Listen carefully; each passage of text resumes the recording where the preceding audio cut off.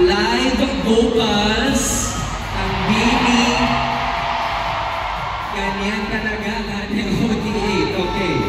Isa din sa favorite tagline ko, doon lang sasabi natin yung walo hanggang dulo at yung Bini and Blooms sa buong mundo hanggang dulo, doon sa world tour nyo.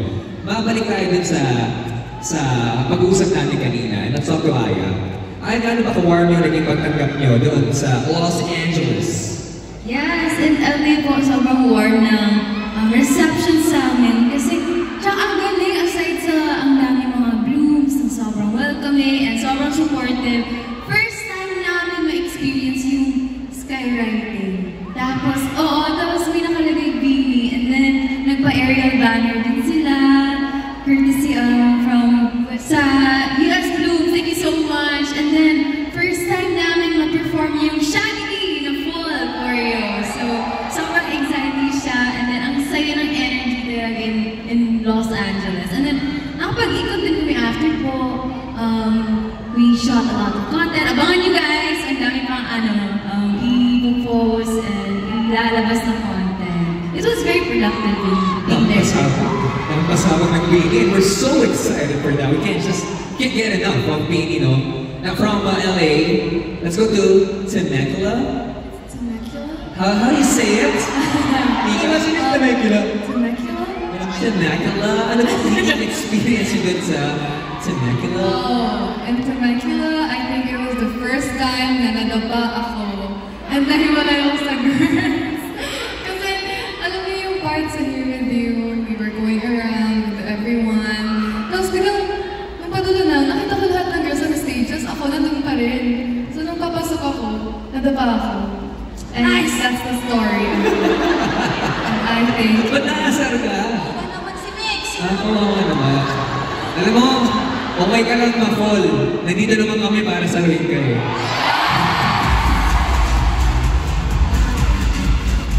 Okay, thank you so much for answering for what happened in Temecula. But that's the last 3 stops of the world tour: San Francisco, Seattle, Vancouver. Knowing na malapit matapos yung world tour nyo, no?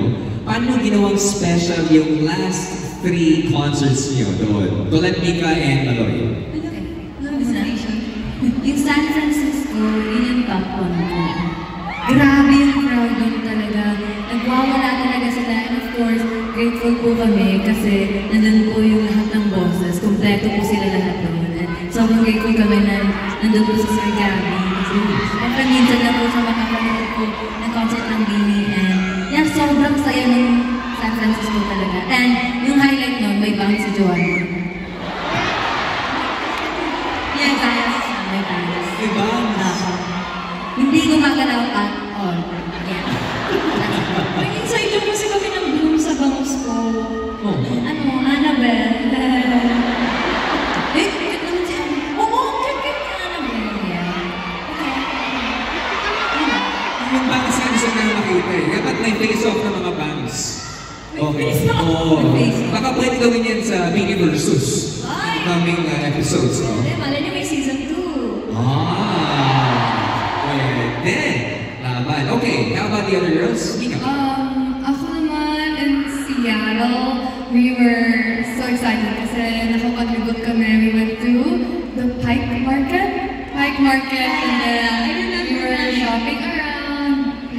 Kung ano na naman bili. Parang siyang bazaar.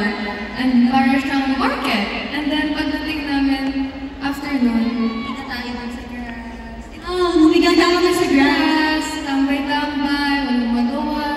Tapos, biglang sabi nila, tara punta tayo, mag-shopping tayo. So, naglakad po kami ng 30 minutes. Sa Pinas, hindi nyo gagawin, di ba, ever? Kasi 30 minutes, mahaba na yun. Pero ginawa namin, and then, ayun, napagod ulit kami kasi nag-shopping kami. Tapos, ang ending, nagastos namin. Sure. Shopping galore. Pero sabi Sheena, deserve nyo talaga yan. All the blessings, no? Malaki naging emotional daw kayo. Of course, the last stop. Yes, siyempre last stop. Yun na yung siyempre lahat naman, sa lahat ng cities naman, binigay naman namin yung best namin. Pero alam mo yun, yung last stop, parang yung buong puso talaga eh. Binigay talaga namin doon. Siyempre, gusto namin i-end yung world tour namin namin with a band. With a band, yeah. How do you spell that? B-A-A-N-G-G-E. Band. Joke lang. Pero yun, super grateful kami na meron kaming ganong kind of love na nare-receive. Kasi nung time na nasa Here With You kami, di ba, kanta-kanta na, hindi na kami nakakanta noon kasi tinaas nila yung mga banners nila and everything. Tapos, we love you, Bini, and super naging emotional kami, ganon. Kasi, ayun nga, parang ang daming nangyari before kami umalis ng Pilipinas. Like, ang daming uncertainties talaga. Hindi namin alam kung may manonood ba talaga sa tour namin. Kasi US tour, it's a big thing, big deal. So, parang suntok sa buwan talaga yung pag-tour namin. Hindi namin sure kasi bus tour eh. So, first time din namin yung experience. And also, syempre, ang daming nangyaring mga issues and everything. So, alam mo yun, parang patong-patong talaga. So, sobrang grateful kami na ang daming goods na nag-stay for us. So,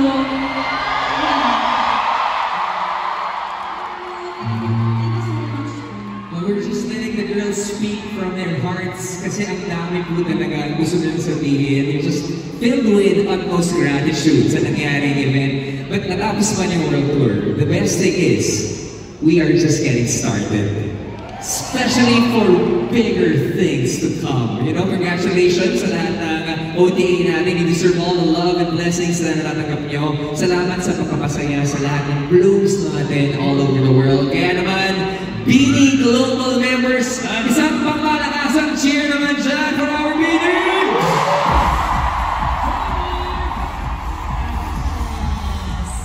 At sigurado akong mas lalakas ang iyawan dahil muli tayong mamimigay ng Bini.